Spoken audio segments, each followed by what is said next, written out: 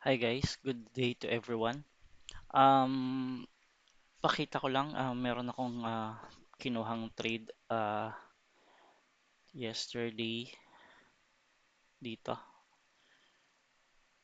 Yep, yesterday at 4 hours time frame, AUD NCD.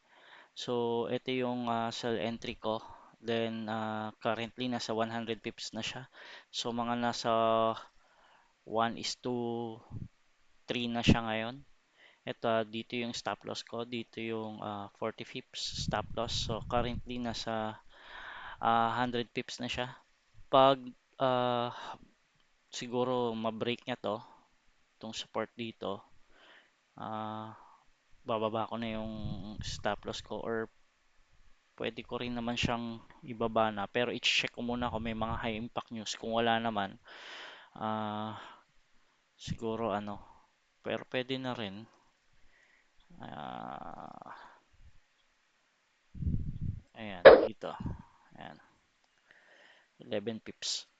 So, yan, nag-break even trade na ako. Whatever happens, okay na yung trade natin dyan. So, yung recap lang regarding dun sa ka-JPY, close trade na tayo dun and dun sa AUD USD. So, these are my new trade right now. Yun lang guys, update ko kayo sa mga uh, susunod ko na trades and kung ano yung mangyayari dito sa AUD NCD natin na sell entry.